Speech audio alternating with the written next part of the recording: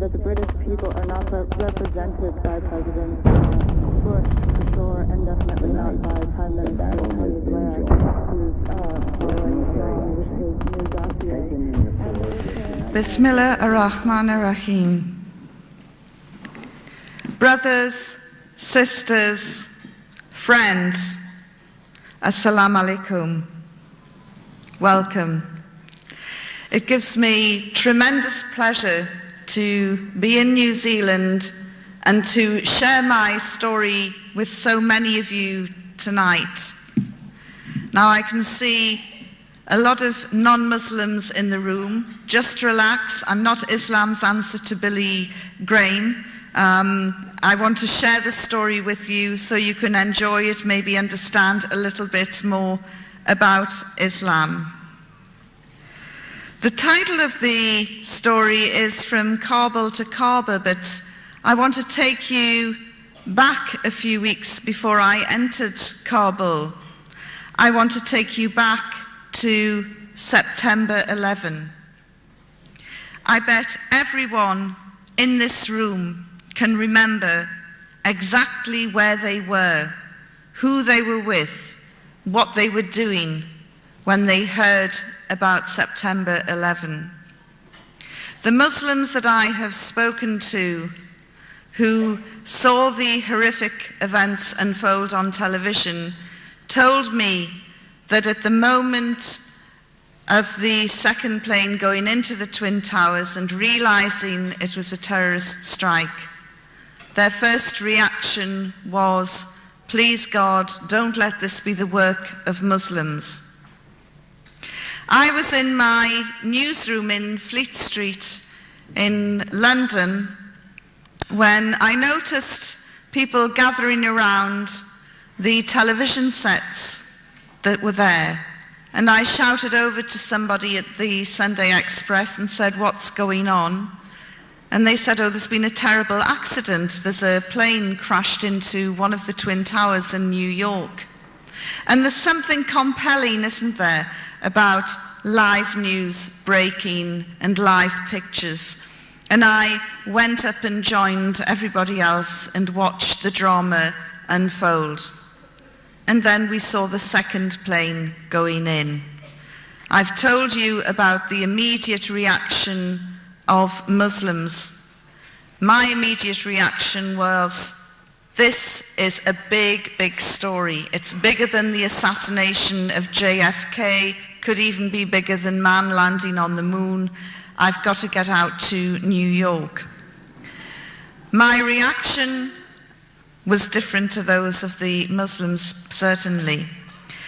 By the time I got to Heathrow Airport, the Twin Towers had imploded, the Pentagon had been hit, a plane had gone down in Pennsylvania. America was at war, it was under siege. Her airspace had been closed down, her borders had been sealed, and I physically couldn't get into the country. No matter which airline or which route I looked at, it was impossible. And so I hung round Heathrow in and out for the next 4 days. Finally, I got that ticket for the first flight out to New York. And as I was making my way to the departure lounge, my phone went and it was my boss, the news editor. He said, there's been a change of plans. We want you to go to Pakistan. I was furious. The contacts that I had been making were in New York. My clothes that I had packed were for New York.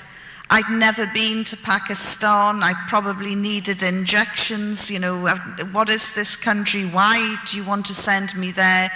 This is a Middle Eastern thing. Why don't I go to the Middle East? And he said, no, the story is going to unfold in Pakistan and neighboring Afghanistan. Within 12 hours, I arrived in Islamabad, dressed for New York, which went down very well, as you can imagine. And over the next few days, I started writing about people's hopes and fears for the impending war which was going to happen in neighboring Afghanistan, where the richest country in the world was going to bomb the poorest country in the world. By the end of the week, 3,000 journalists from around the world had joined me. They were in Peshawar, they were in Islamabad, and they were down in Quetta. Thousands of journalists from all over the world, from print, radio, TV, the internet, every form of communication you can imagine. I worked for a Sunday newspaper. I was the chief reporter of the Sunday Express, and I was trying to second guess what the news would be at the weekend. You get a chance to be more analytical. And I'm not a journalist who has ever been spoon-fed from governments. I don't trust them. And so I began to think that the best story was probably in Afghanistan. From the ordinary people, the ordinary Afghan people, I wanted to know what their expectations and fears were, what life was like for them living under the Taliban. We'd read a lot of news. According to Bush and Blair, the Taliban was the most evil, brutal regime in the world. They subjugated and oppressed women. They killed them randomly. The tales that were coming out were terrible. I distinctly remember Tony Blair saying, "These people are so evil, they won't even let their children fly kites."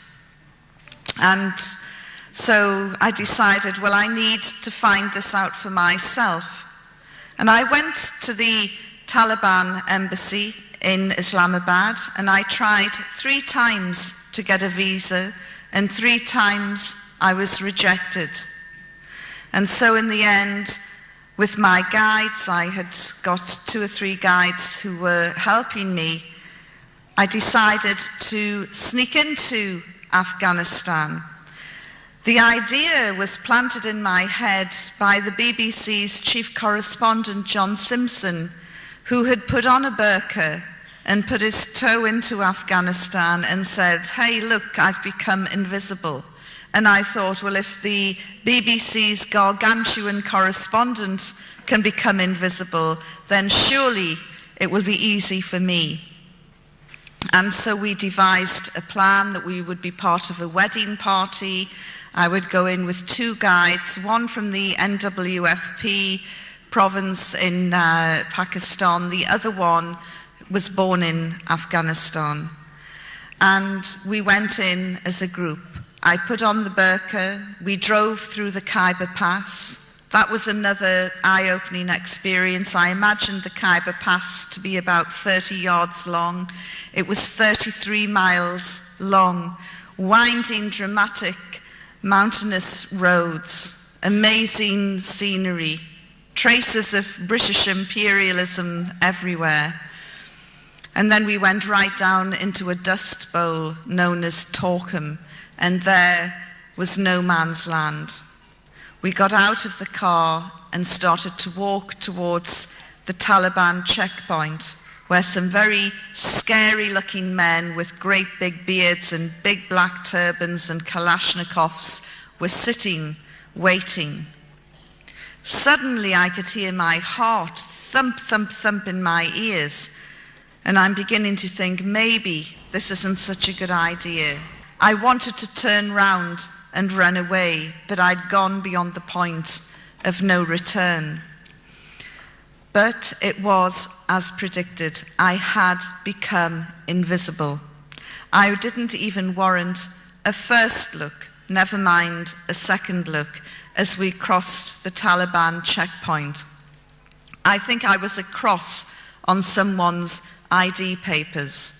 And we went across, we jumped into a taxi, and we headed for the first major city, which was Jalalabad. I was very tense, very excited. I was going to see firsthand what life was like in one of the major cities in Afghanistan, in this male-dominated regime where women were oppressed and subjugated according to Bush and Blair, When we pulled up at the marketplace, I was really surprised, because there, who was doing all the shopping? The men. You can't get Western men into supermarkets or to do the shopping.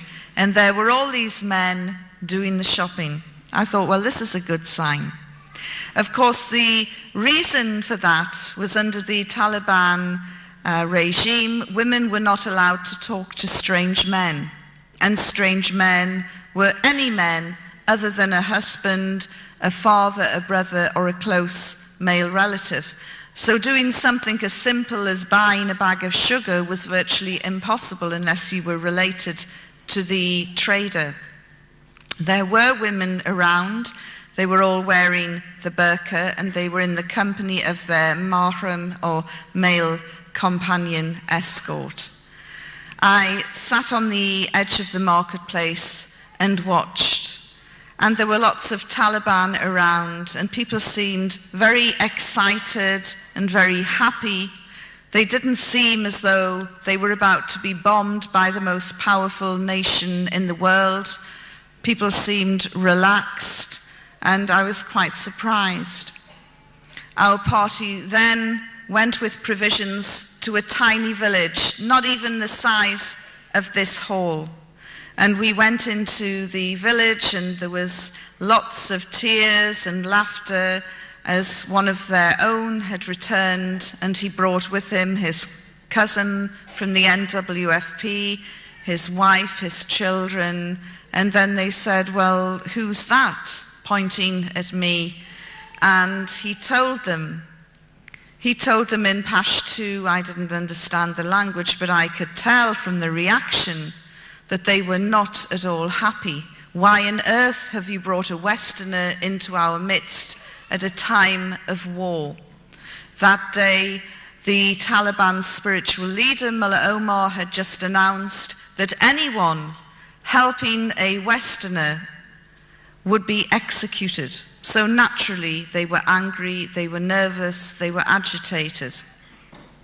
But within half an hour, the natural exuberance and hospitality and curiosity of the Afghan people overcame the villagers, and they started talking to me.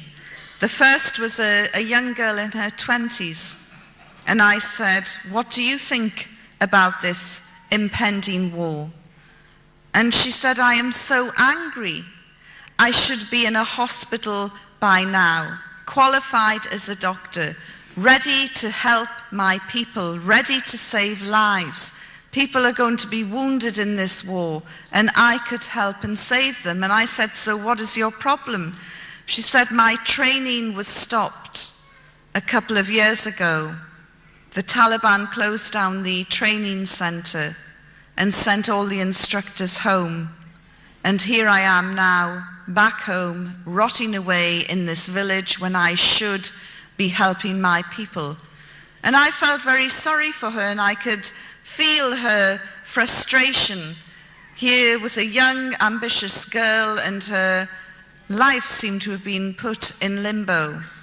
Just then, her elder brother came in, and he, through the translator, started talking, and he also had been training to be a doctor at the very same medical school. And when it had closed down for financial reasons, he too had been sent home.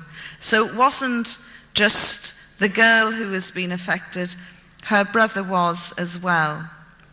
And as we were communicating with the help of the translator, an Afghan lady walked in, and she looked at me very carefully, and she put her hands on her hips, and she really looked me up and down. And then she said through the translator, have you any children? And I said, yes, I have a daughter. She said, just one? And I said, yes, just one. And she pushed me, very strong. I lost my balance and went the other way. And she said, you English and American women, you are all so pathetic.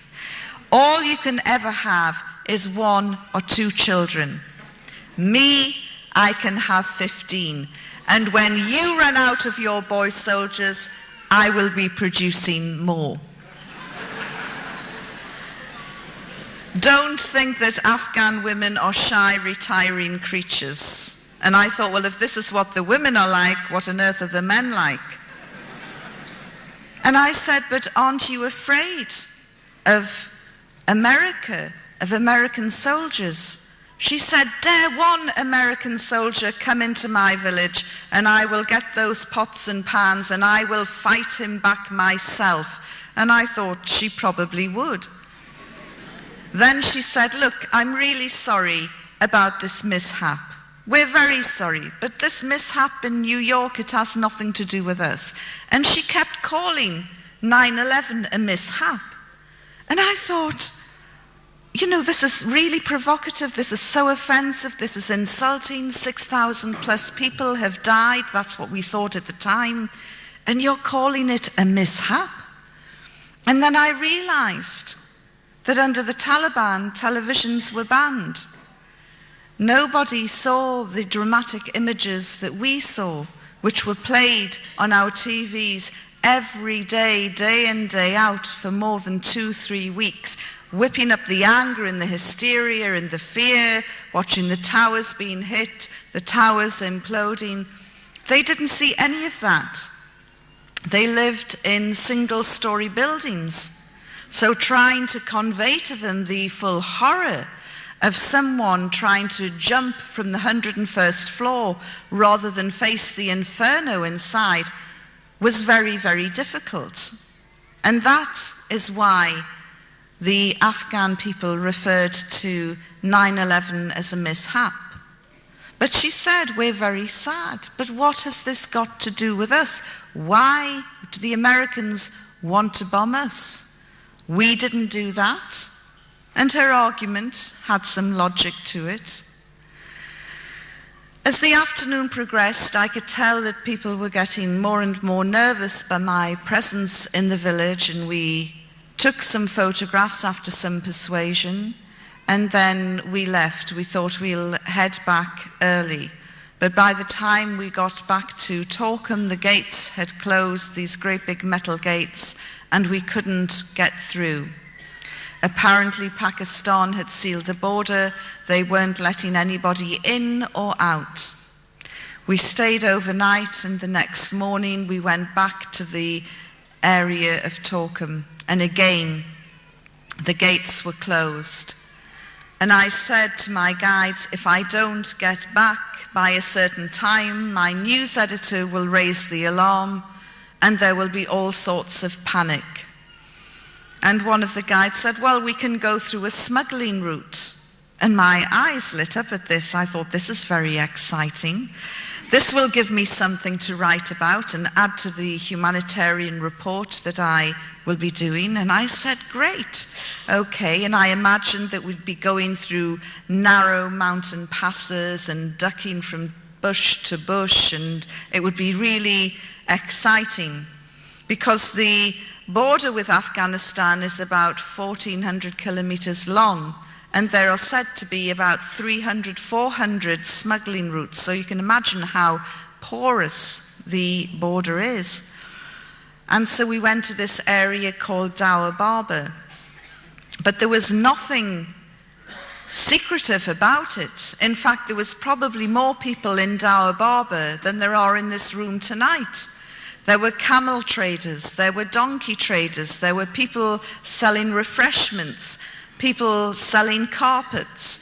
There were Afghan families with all their goods packed into hand carts heading towards Pakistan, unable to bear facing yet another war in their country, wanting to get to the safety of Pakistan.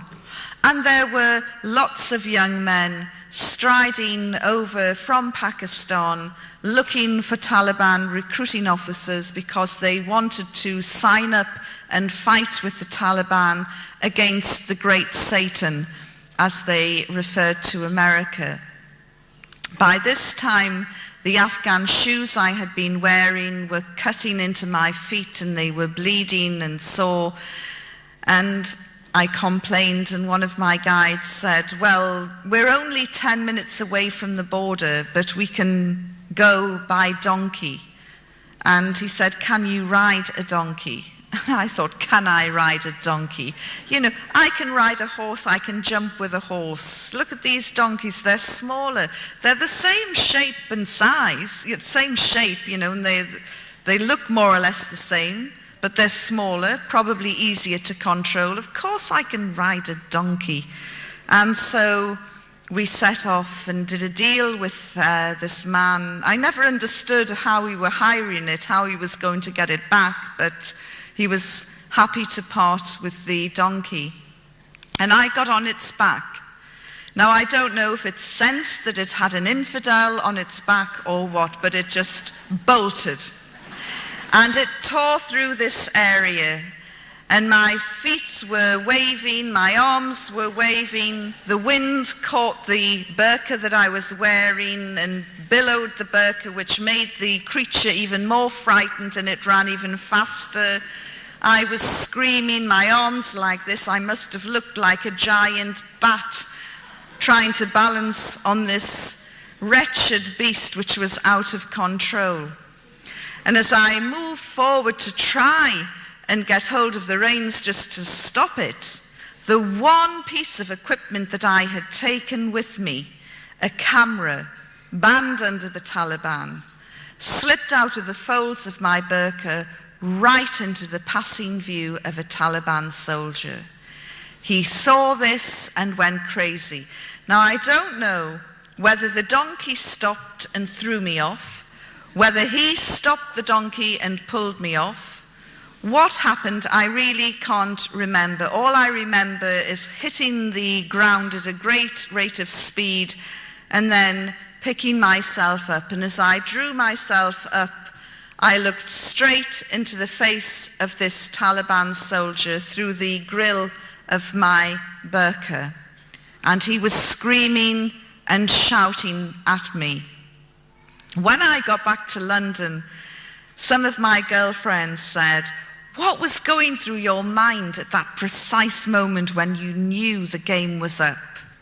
And I said, well, for a nanosecond, and I said it was a nanosecond, I looked at this Taliban soldier and I thought, my goodness, you're gorgeous.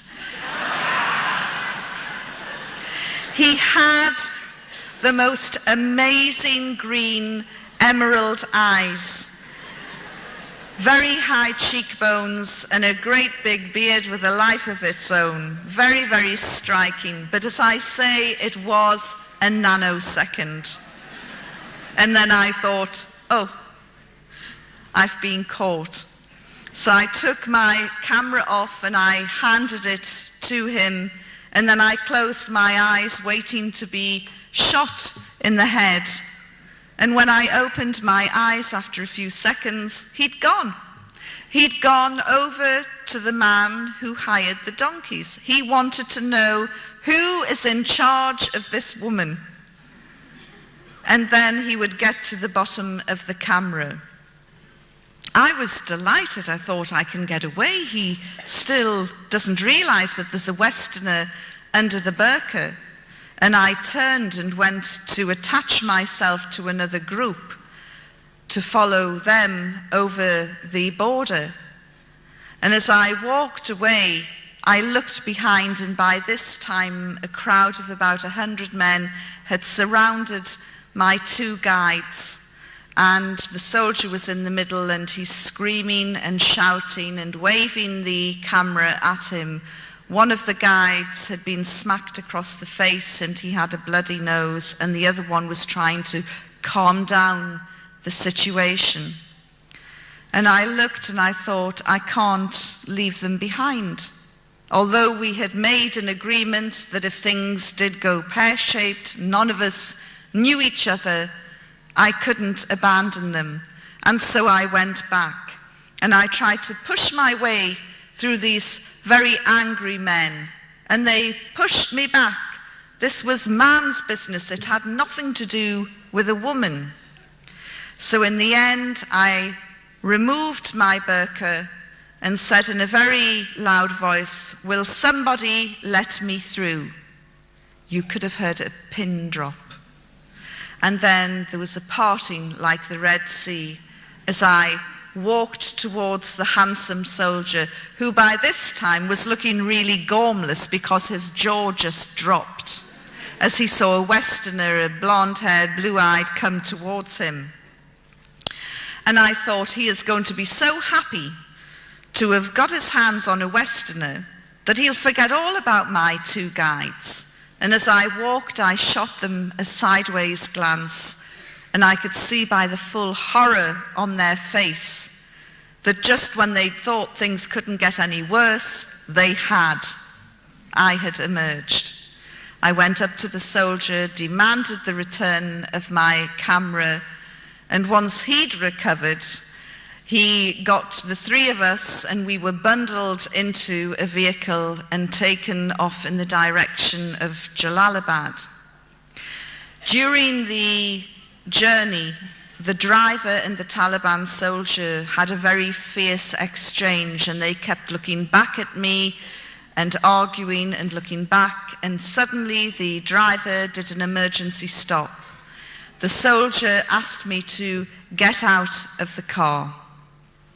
And then he took me to this raised piece of ground and asked me to stand on it from the way he was motioning. So I stood on this raised piece of ground, and then he went off. He went marching off to my left, and I thought, where's he gone? And I'm standing there, rigid with fear, daren't move on this little tiny hill. And I'm looking around, and then all I can see are stones and pebbles and rocks. And I thought, this is the stoning corner. I'm going to be stoned. He's gone off to get a crowd. He's probably gone off somewhere to say, hey, I've got a Westerner stoning in 10 minutes. So I'm standing there and I'm looking down, and all I could see was blood-red nail varnish coming up from my toes. I'd lost my socks and shoes in the melee, and I thought, oh no, nail varnish is banned under the Taliban. If they see my toes, they'll probably chop them off one by one. So I tried to cover my toes as well. And I don't know what it is about Afghanistan. The place can be deserted 1 minute, and in the next 20 seconds you can have a crowd. And about 20 seconds later, there were about 80 scary-looking men staring back at me, and they were getting closer and closer. Of course, I'm thinking that they're getting closer and closer so they can take a good aim when the stoning starts. And I'm looking round at them and trying to find a kind face, maybe a hero, somebody who will come to my defense. And I couldn't see one. Everybody just looked really hostile. Of course, the reason why they were getting closer and closer was to have a better look, because in Taliban-ruled Afghanistan, no man saw another woman's face unless she was a mother, a sister, or a daughter, or a close female relative. So seeing me would be a bit like seeing a panda in the zoo for the first time. So they were getting closer. Of course, I'm thinking they're getting closer so they can take aim when the stoning starts. I mean, we can laugh about it now, but I really thought that the final minutes of my life were being played out in this godforsaken area. And as I looked around, they say that your life flashes before you. Mine didn't. I'm just thinking, how can I get out of this situation? And then I remembered my time as a Sunday school teacher, and there was a biblical scene where Jesus had said at a stoning, "Let him without sin cast the first stone." So I thought, right, I'm going to say that. Of course, it never occurred to me they wouldn't be able to understand me. But I thought, no, I'm going to say, okay then, bring it on, but let him without sin cast the first stone. And so I'm playing this out in my mind, and then I'm looking round, And I thought, no, there's probably some pious so-and-so at the back saying, that's me, and he'll start the stoning. So all of this is going through my mind when suddenly the Taliban soldier returns, and he has with him a woman wearing a burqa.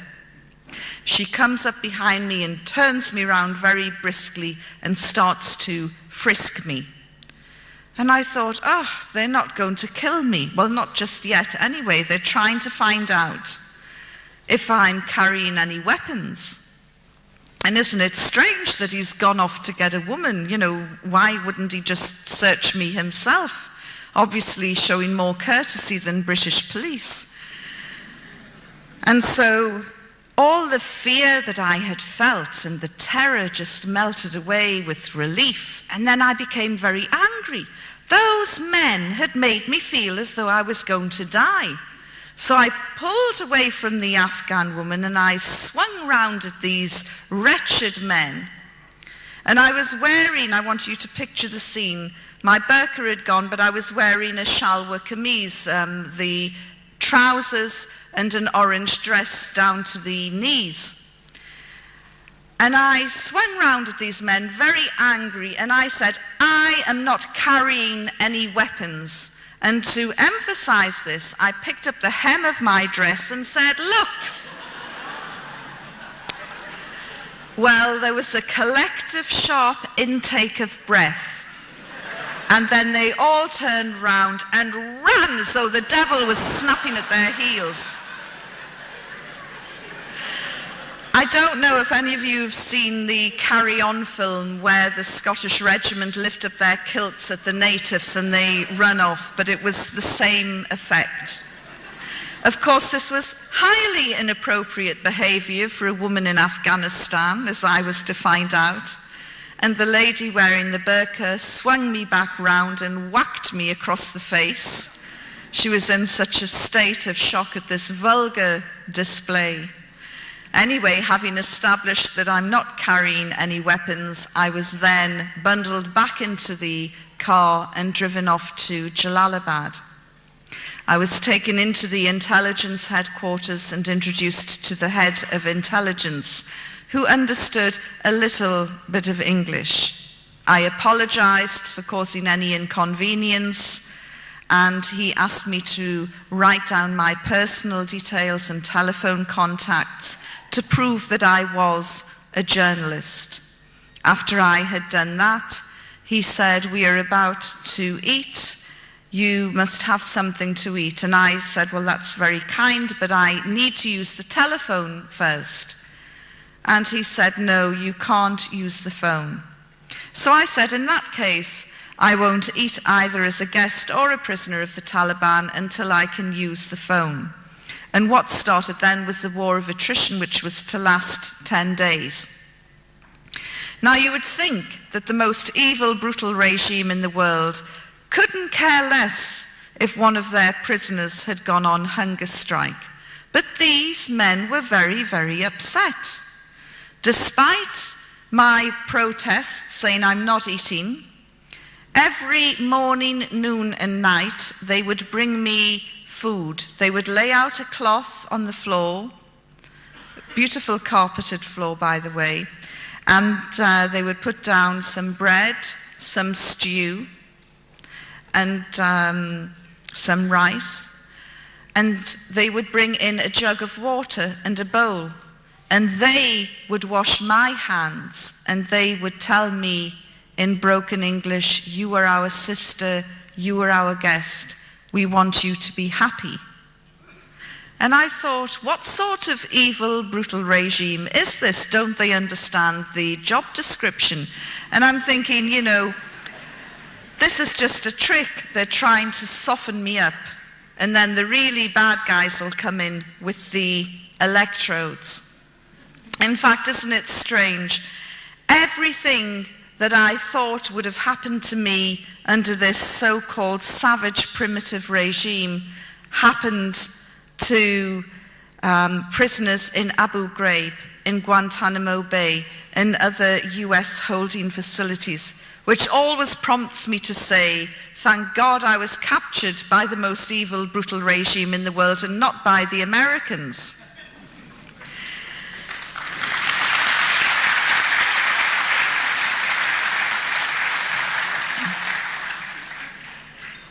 By the third day, they called the doctor. Not that I was feeling unwell at all, but they called the doctor and he came, a little man who'd trained in Germany, and he looked in my eyes, my ear, took my pulse, looked in my mouth, and I thought, they do this, don't they, on death row in Texas just before they're going to execute somebody. They like to make sure that they're fit and healthy. And then he took my blood pressure, and something bothered him because he then took it again. And I said, yes, I know I have high blood pressure. And he said, no, you don't. Your blood pressure is normal. I said, don't be so ridiculous. It can't be normal. You know, I'm about to be killed by the Taliban. How on earth is my blood pressure normal? And he said, look, and he did it again. And it was normal. I said, there you are, 3 days with the Taliban and you've cured my blood pressure. Thank you very much. On the 5th day, there was a little guy called Hamid, the doctor's son actually, who acted as the translator, and he came running into my room very, very excited. He said, you were on the front page of the papers. And he brought in the weekly paper from Jalalabad. And although photographs were banned under the Taliban, there were 2 pictures of me from Reuters on the front page with a little story and headlines that took over half the page. The headlines looked longer than the story. And I said, what does the headline say? And he read it out and he said, it says, the Taliban has cured Yvonne Ridley's blood pressure and she's very happy.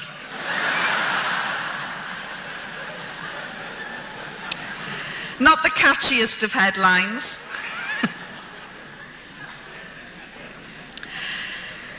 During those 6 days in Jalalabad, a procession of very scary, fierce-looking men came into the room and through Hamid asked me questions, and the interrogations would go on until maybe 8, 9 o'clock at night. They never physically threatened me. The worst thing that they said to me was, if you don't tell us the truth, you will be here for 20 years. I assured them that they would get sick long before I did. And I had decided on quite a risky strategy, really. I had decided to be the prisoner from hell. I had bought into the propaganda, you see, that this was the most evil, brutal regime in the world, and it didn't matter what I said or did, they were going to kill me at the end of the day, when they wanted to. And so I just thought, if I'm nice, they're going to kill me. If I'm nasty, they're going to kill me. Well, I'm just going to go down fighting. And so I was very abusive and aggressive.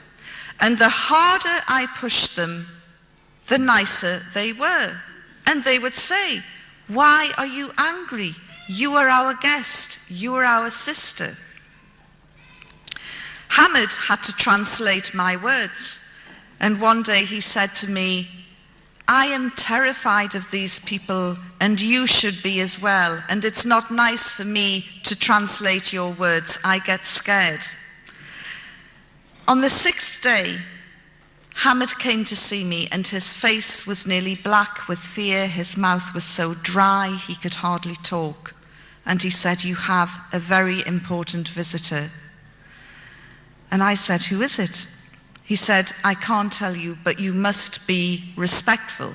I said, well, who is it? Is it Mulla Omar? And he said, please, just be respectful. You have to show some respect. This is a very, very important person. So I'm thinking, I wonder who it can be. 10 minutes later, there was a knock on the door. Although I was the prisoner, I had my own key. And so I unlocked the door,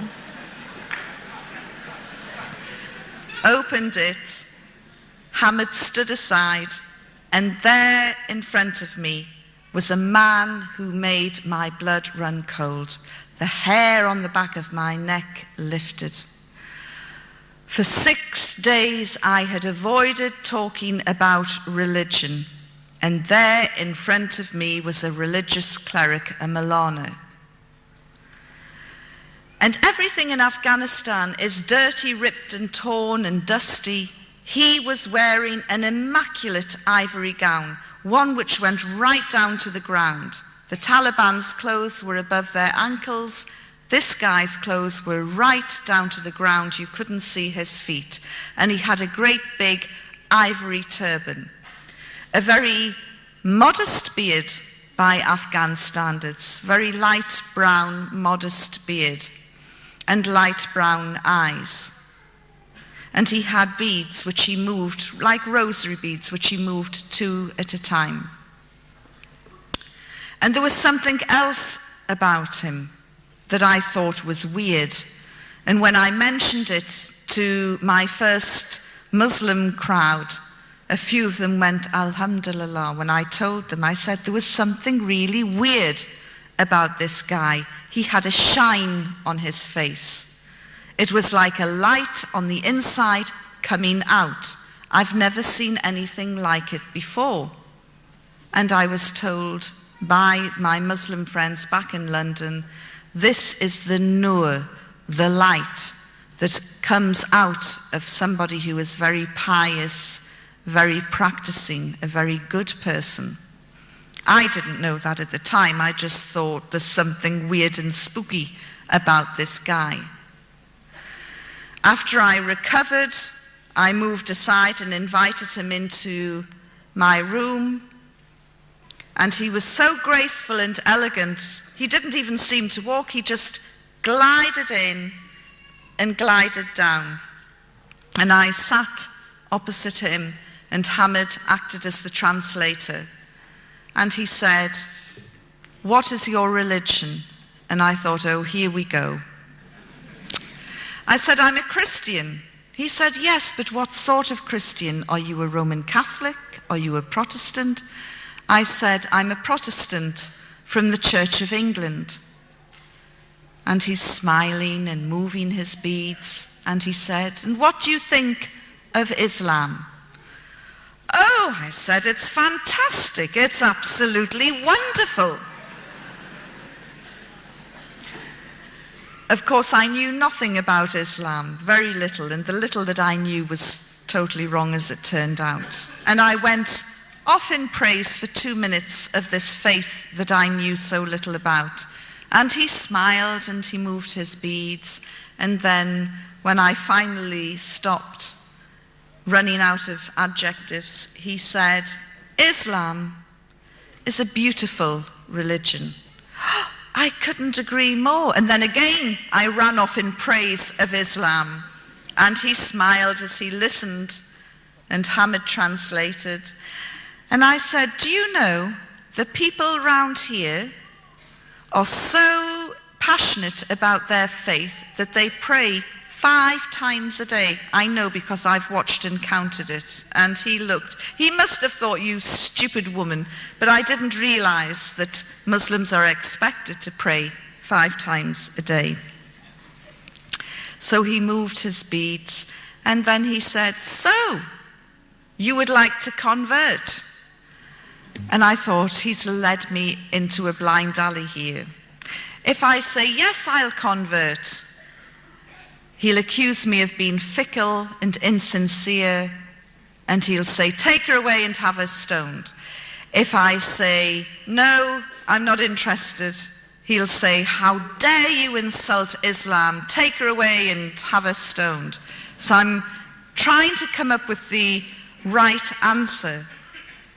And then in the end I said, "Look, I can't make such a life-changing decision while I'm in prison, but if you let me go, I promise I will read the Quran and I will study Islam." And he smiled and he didn't say anything more, and he rose up and he glided out. Hamid went scuttling after him, and he returned a few minutes later, and he said, you're going home on a Red Crescent plane. Well, I punched the air and congratulated myself for having dealt with this Milana, this religious man, in such a clever way. And within a few minutes, the little goods that I had accrued were in a plastic bag, and off I was in a truck heading for Kabul. 7 hours later, after a dusty, bumpy ride, we came into Kabul and drove straight past the airport. But I was okay. I just thought, well, there are other Westerners being held by the Taliban. We're probably going to pick them up. All I know is that I'm going home on a Red Crescent plane. That night, I was to find out another aspect to the character of the Afghan people. They don't like giving you bad news. They don't like telling you anything that will upset you or cause an adverse reaction. And so we drove past the airport, and then we pulled into a really grim prison. Everything that you would imagine a third world prison to be. And I was asked to get out, and I got out, and we walked down this dark, dingy corridor, and then they pushed open this little metal door with a little spy hole in it. And there, sitting on a concrete floor, were two Afghan women, one with a babe in arms and the other one heavily pregnant. And they said, tonight you will stay here. And I said, no, you've made a mistake. I am going home on a Red Crescent plane. Of course, the thing is, when you lead someone on, you have to deliver the bad news at some point. And so the bad news was delivered to me then. You're going nowhere, you were a bad woman, you entered our country illegally, without a passport, you have to be punished. I screamed and shouted there was no way I was going to go into this cell, and to get me out and get me to the airport, and I said to them, you can't do this to me, I'm British. And they smiled. Just then, another cell door opened, and 6 women wearing hijabs came out. And one of them said to me, are you from the Red Cross? I said, you speak English? And she said, well, I'm Australian. These 3 are Germans, and the other 2 are Americans. And I went, oh my God, you're the Christians, the charity workers who were locked up for trying to convert Muslims to Christianity. And they said yes. And I said, look, there's been a terrible mistake. I'm supposed to be going home on a Red Crescent plane. Will you tell these people? And the women all spoke the language. And I could tell by the heated conversation and the expressions on everyone's face that I was going nowhere that night, certainly not on a Red Crescent plane. Deanna Thomas, the Australian girl, said to me, look, why don't you stay in our cell tonight, and then we can sort this mess out later. And in truth, I hadn't had any female company for over 6 days. These girls spoke my language. Furthermore, if I ever got out of this hellhole, I might have an even better story to tell. So I said, yes, okay. And I followed them into their cell, and I looked around, and it was so grim. It's everything you would think a third world prison to be. And suddenly I broke down and I started to cry, the first tears that I had cried since my captivity. And I said, well, the Taliban have finally broken me.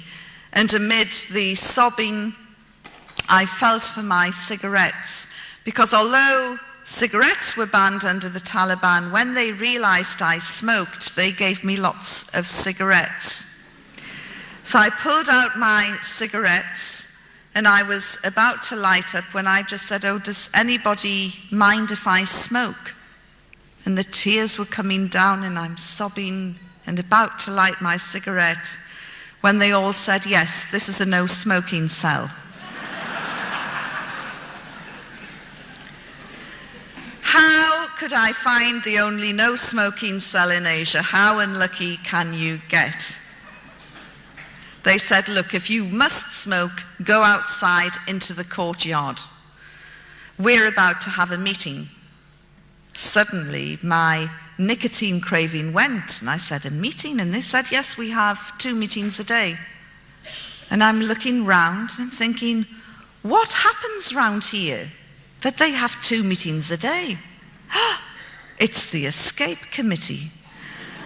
They're digging a tunnel, and this is a progress report.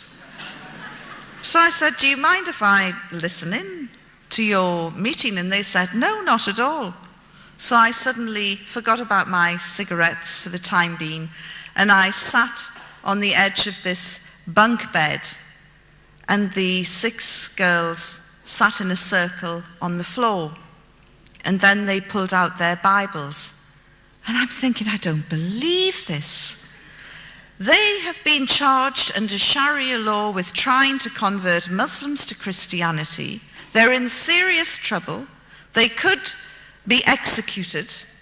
And now they're getting their Bibles out. And I'm looking at the door expecting the Taliban to come bursting in and beat them up or do something horrible to them.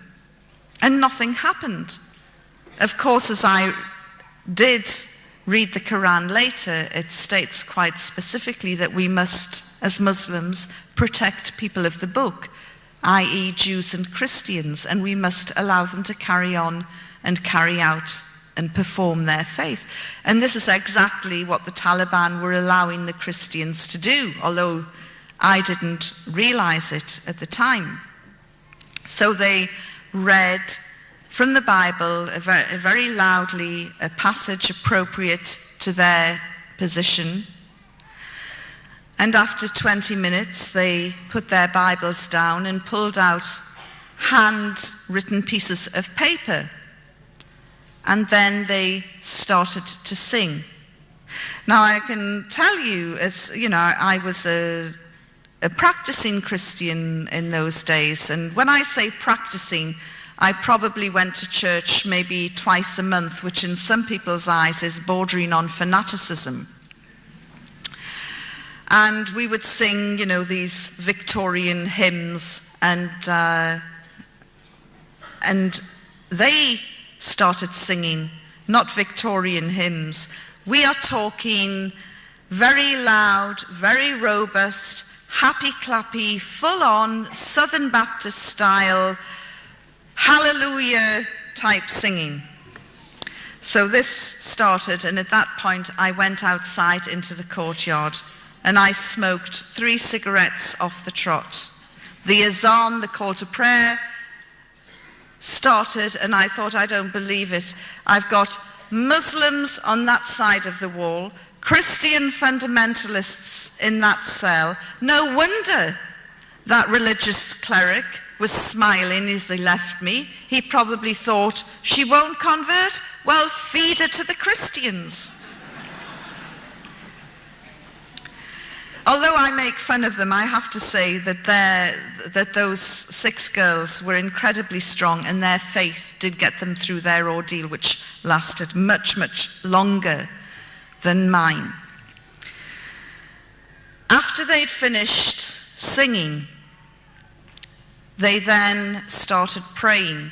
And again, it was really full-on, in-your-face, hallelujah type praying. In fact, at one point, they were all shouting different things, and at one point I could hear one of the girls, I think it was the American girl, Heather, shouting, Lord Jesus, show me the way out of here. And I have a very gallows sense of humor, and I felt like shouting back, straight down the corridor and turn left, but there's a great big Talib there. That night, I slept on this concrete floor with a very wafer-thin mattress. And when I woke up the next morning, I was given a change of clothes. In fact, I'm wearing the prison clothes now.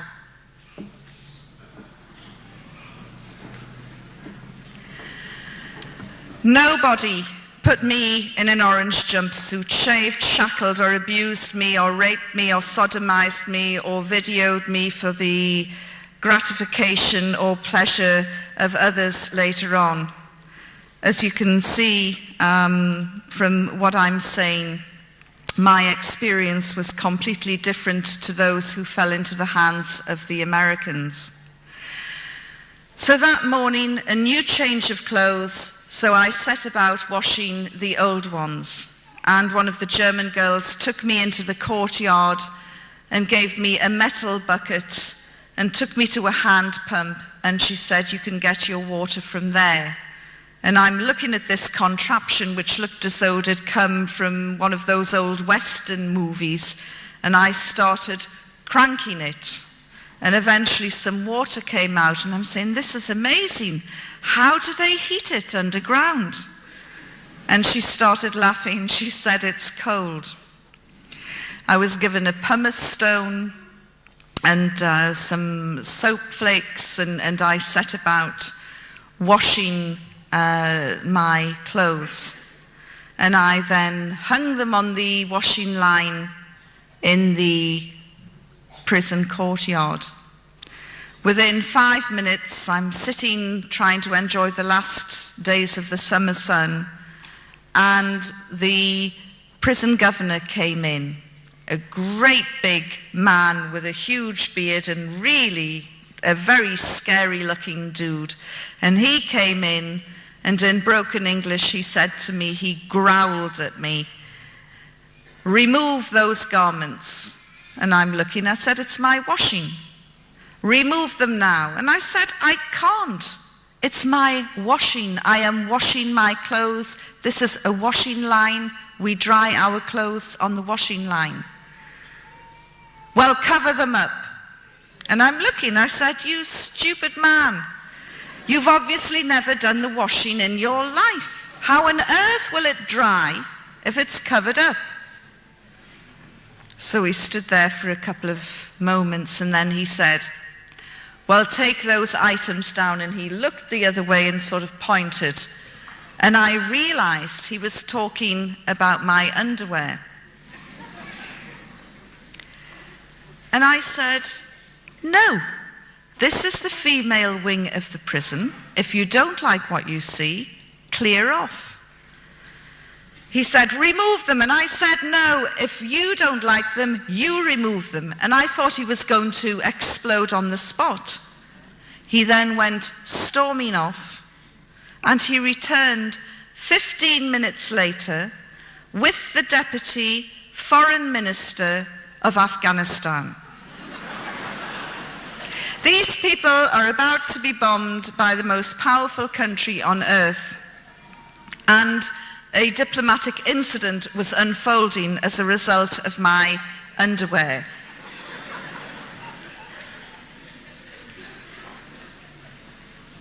I don't want to embarrass the men here, but I mean, we're not talking anything small, salacious and lacy. We're talking big, comfortable Bridget Jones. So the Deputy Foreign Minister said to me, "Will you please remove your undergarments from the line?" And I said, "Look, this is the female wing of the prison. There are no male prisoners. The only men around at the moment are you two. If you clear off, there will be no men. By the time they're dried, nobody's going to be any the wiser." He said, "Yes, but the Taliban soldiers live above the female wing of the prison. And if they look out and see those things, they'll have impure thoughts." I'm looking at my underwear in a new light now. I said, "There's a very easy solution to this." He said, "I knew there would be." I said, "Tell your men not to look out of the window." No, that's impossible." I thought, I cannot believe this. You know, America didn't need to fly over in B-52s and bomb these people. They should have just parachuted in a regiment of women soldiers waving their underwear,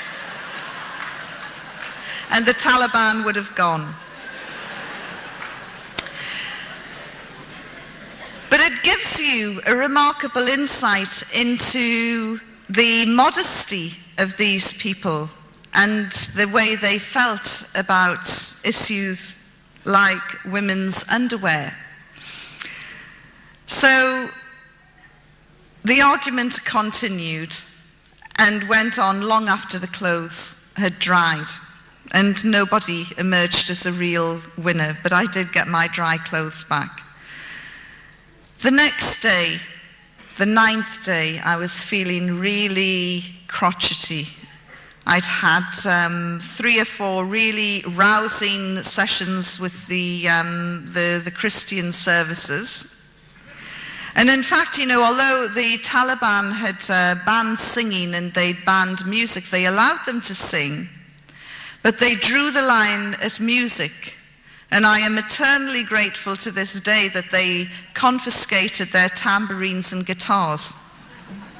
But so I'm feeling really wretched and bad-tempered and thinking I'm never going to get out of this place. I can't take much more of this. And the Deputy Foreign Minister returned with his sidekick, a man I called the Smiling Assassin. And he said, "We want to ask you a few more questions." And I said, "No, I'm done with answering any more questions. I'm finished with you people. I've had enough." And I then launched into a series of insults and curses and swearing. And then I rounded it off with something that I've never done in my life before, I've never done since, and you would get sent off a football pitch for doing it. I spat at them. And then I went into my cell and I started shaking. And a couple of the Christian girls said, "Did you just do what we thought you did?" And I said, "Yes, I've gone beyond the line. I've gone beyond the wire. I've pushed it, and I'm in serious trouble now. I can sense it." And just then one of the female prison officers came in, and which was translated for me later, and she said, "Tell the English woman she is going to be flogged because she cannot do this to high-ranking people." So I'm standing there rigid with fear, cursing me and my big mouth and wondering, is there going to be a public flogging? Will Al Jazeera be there to record it? You know, what is going to happen? And I'm standing there rigid with fear, and about 10, 15 minutes later, we heard the gates open in the courtyard, and Heather, one of the American girls, came running in and she said, "They've returned. Yvonne is going to be flogged." And just then, 3 of the Christians threw themselves down at me and grabbed onto my clothes and started saying, "Lord Jesus, don't let Yvonne feel any pain." And I'm standing there looking at them thinking, you know, you're making it worse. And just then the Smiling Assassin walked in, and he had in his hand the one thing that I wanted, the very thing I had gone on hunger strike for 9 days earlier. He had in his hand a satellite phone, and he strutted around the cell and showed off this satellite phone. And he said, all of you can ring home. You can all ring your families today. Apart from her, the English woman, she's horrible and she spat at us and she has to be punished. So it's interesting, this is how the most evil, brutal regime in the world decided to punish me. They allowed my cellmates to ring home, which was fantastic for the Germans. They hadn't, and all of them, they hadn't spoken to their family for 2 months. It was an opportunity to ring home and say, look, we're okay, we're holding out. And then one of the German girls went to the smiling assassin and made a special plea and said, look, Yvonne needs to talk to her daughter. Please let her call home. And he said, no, she's a horrible woman. She has to be punished. And as I say, that was my punishment, which I, looking back, think shows a degree of wisdom and insight on their part, which is more than can be said for my behavior. And my only mitigation is, look, I hadn't eaten for 9 days and I was starting to get fractures.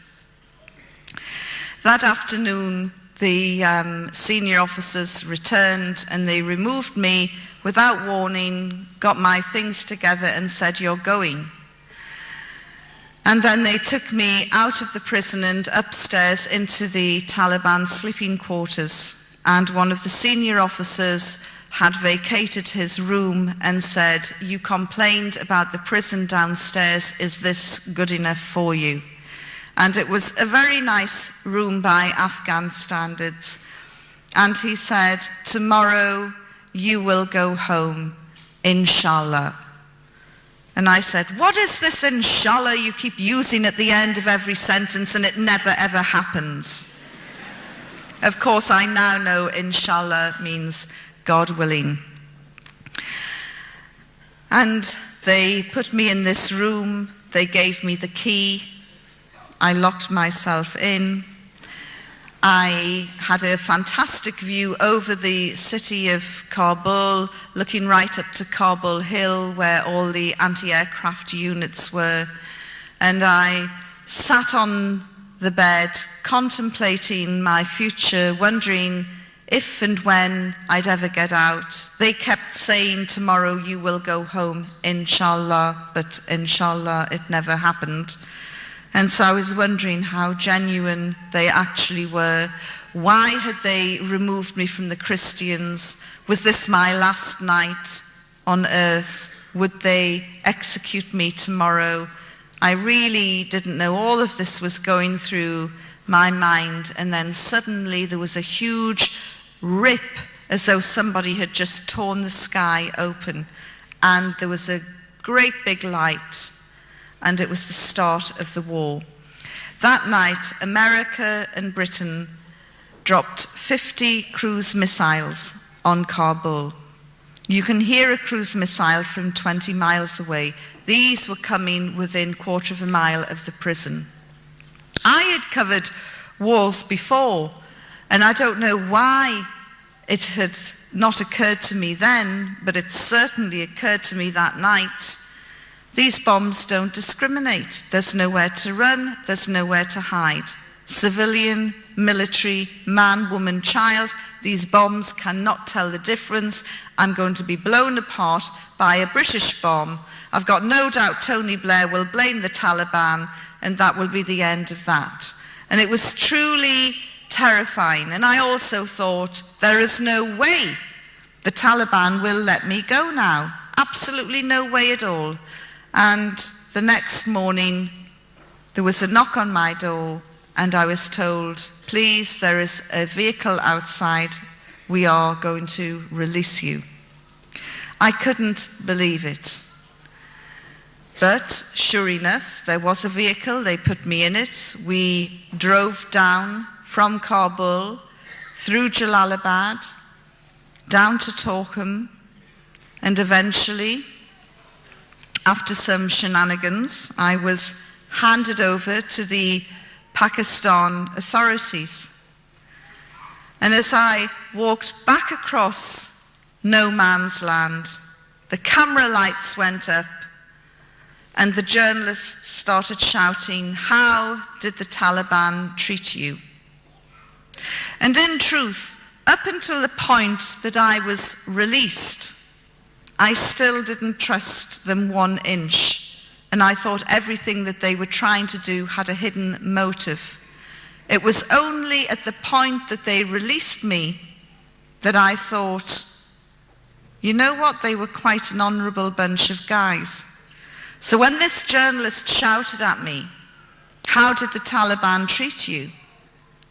I thought for a while, and then I said, with respect and courtesy, this is not what the Western media wanted. The Western media wanted Abu Ghraib tales. They wanted abuse, rape, torture. They wanted to see scars.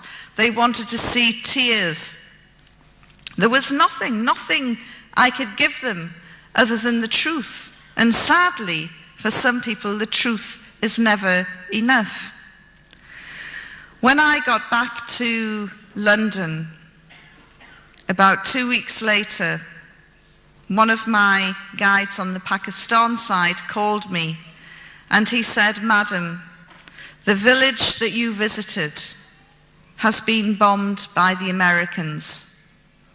That was the village Karma, which is smaller than this hall we're in now. And I said, "Look, Pasha, I know these terrible things happen in the fog of war. And it's awful, but these accidents do happen."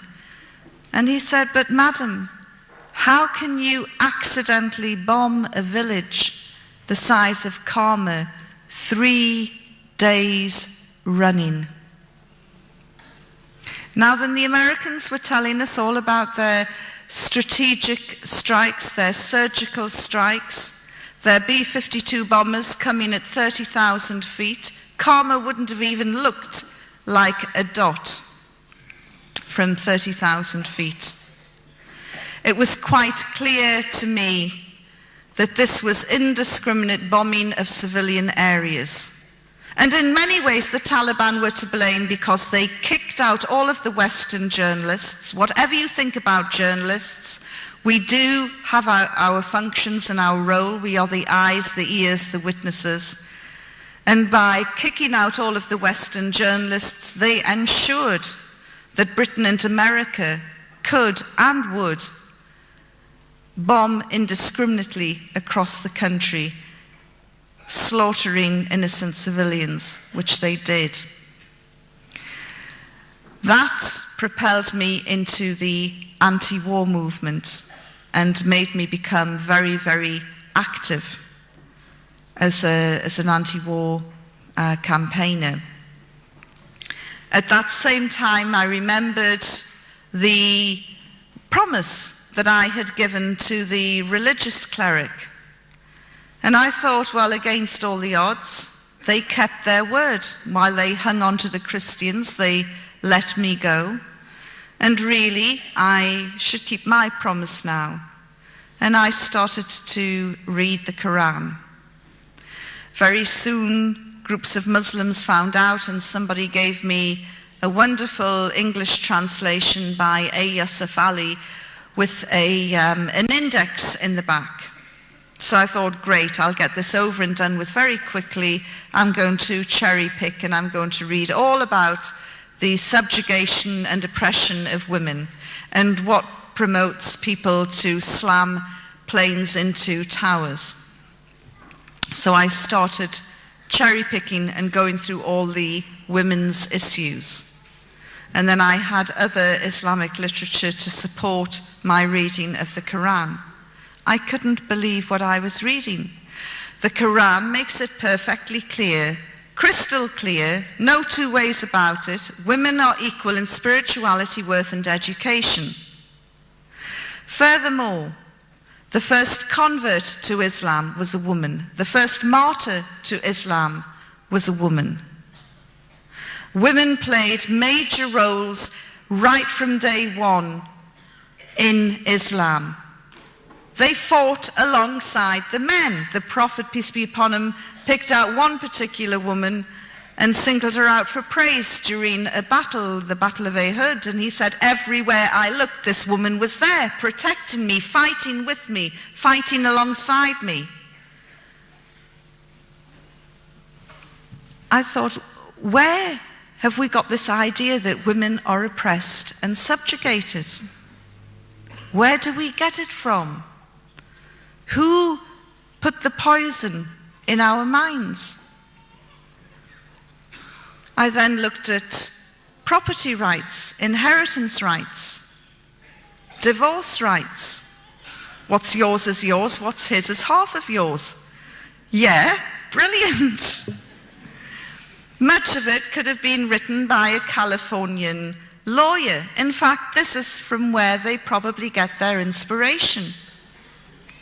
All these tales in the tabloids about the superstars having prenuptial contracts and teams of lawyers drawing up and thrashing out these prenuptial contracts, they were available to Muslim women from day one.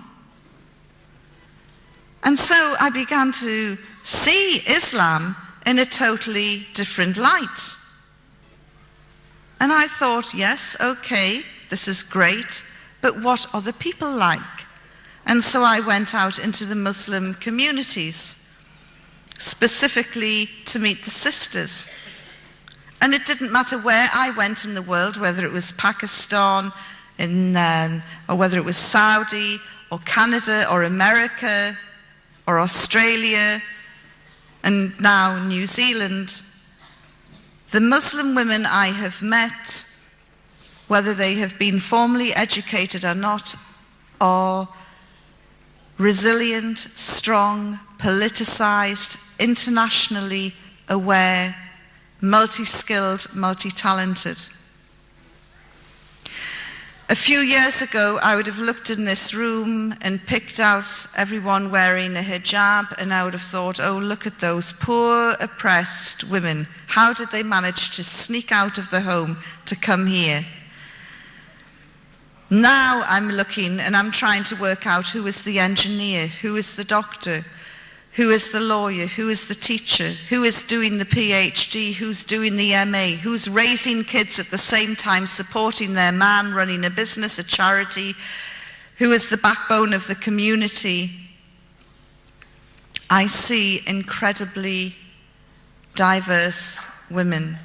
And I remember a sister in Canada who said to me, Yvonne, my head might be covered, but my mind is not. And the most valuable lesson that I learned from the sisters that I met is never ever again will I judge a person's freedoms and liberties by the length of their skirt. So this was wonderful.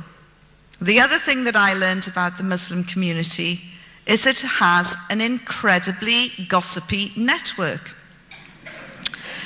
And I could visit somebody in Glasgow one day, and by the next morning I'd get a phone call from somebody in Karachi saying, I hear you were in Scotland. How did it go? The communication is amazing, but sometimes there were Chinese whispers and people had false information that I had taken my shahada, the oath to become a Muslim. And I remember one day, I'm sure many of you in this hall will have at least heard the name. One day I got a phone call from Sheikh Abu Hamza al-Masri, the fire and brimstone cleric from Finsbury Park Mosque, who is currently detained at Her Majesty's pleasure in Belmarsh. And he rang me up and he said, Sister Yvonne, welcome to Islam. And I said, well, thank you very much. However, I hate to disappoint you, but you're a wee bit premature. I haven't taken my shahada yet, but, you know, I will get there, inshallah. And he said, well, take your time. This is going to be the most important decision you ever make in your life. Don't be rushed into it. Don't be pressurized into it. Make sure that you read as much as you can. Be convinced before you take your shahada. We are all making dua, prayer for you. And I thought, I can't believe that this is the fire and brimstone cleric from Finsbury Park Mosque. The tabloids love to hate him because of his hooks and his eye patch, and they really have demonized him. And I said, well, thank you very much for your understanding. I will keep you informed with my progress. And I was just about to close the line when he said, well, there's just one thing I want you to know. And I said, well, what's that? He said, well, if you go out tomorrow and you're hit by a bus, you will go straight to hellfire. I said, thank you, and closed the line. And that made me nervous. It made me very nervous. So I took a copy of the Shahada and I carried it round with me.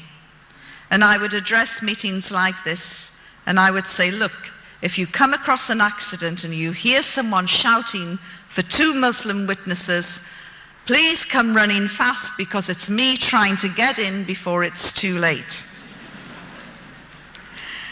Happily, there was no such accident. And on June the 30th, in 2003, at 11:30 in the morning, I took my Shahada and declared my belief that there is only one God and that Muhammad, peace be upon him, is his messenger.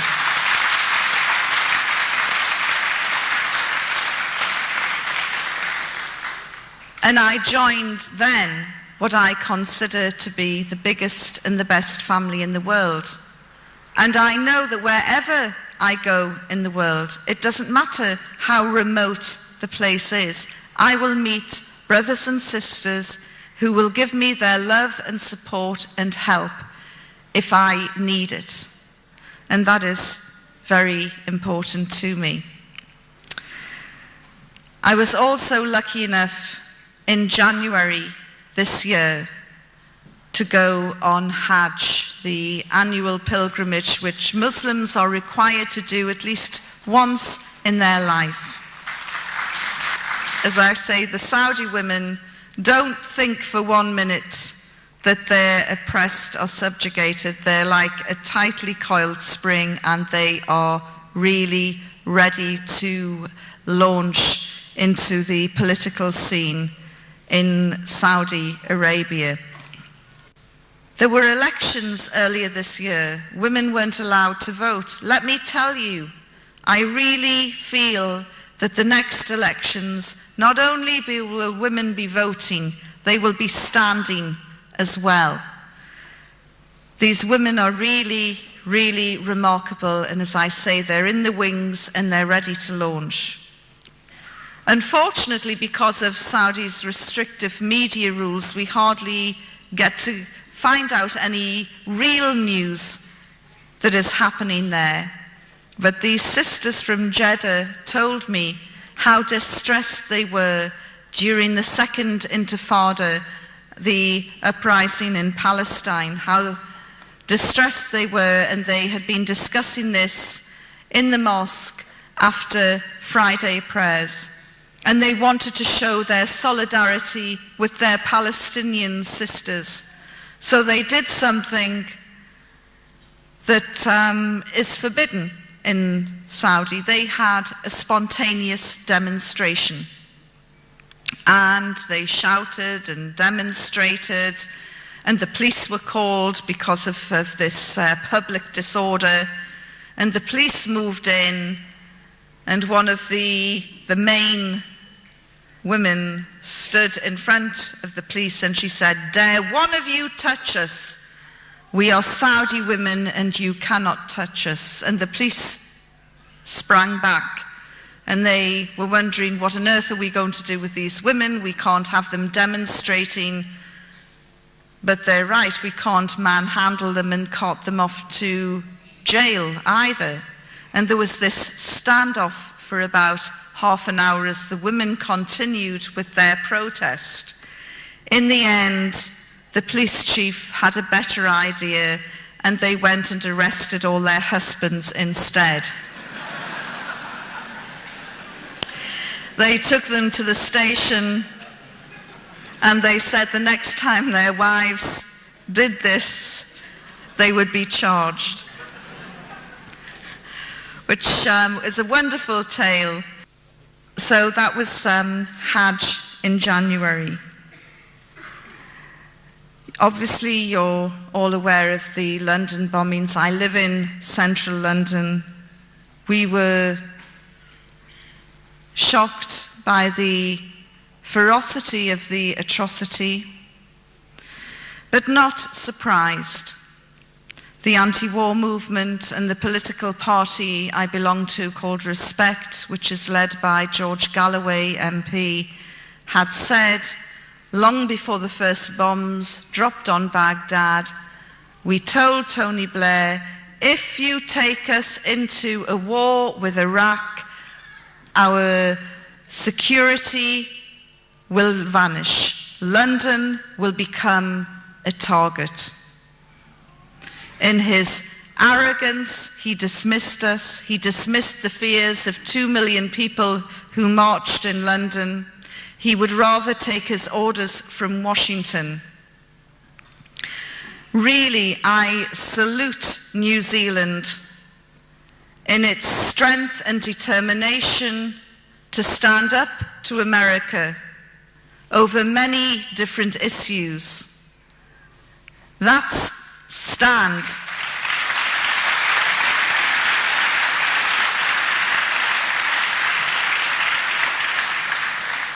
it should be me applauding you. That stand has made New Zealand one of the safest places on earth in terms of security, and certainly your anti-nuclear stance is admirable. Beware of siren calls from politicians like Winston Peters, who thrive only on hate.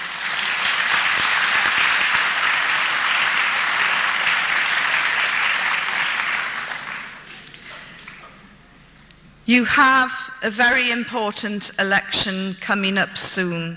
I can't tell you how to vote, but just be wary of those who would want to stand shoulder to shoulder with George Bush, because you will end up in serious trouble like we have in Britain.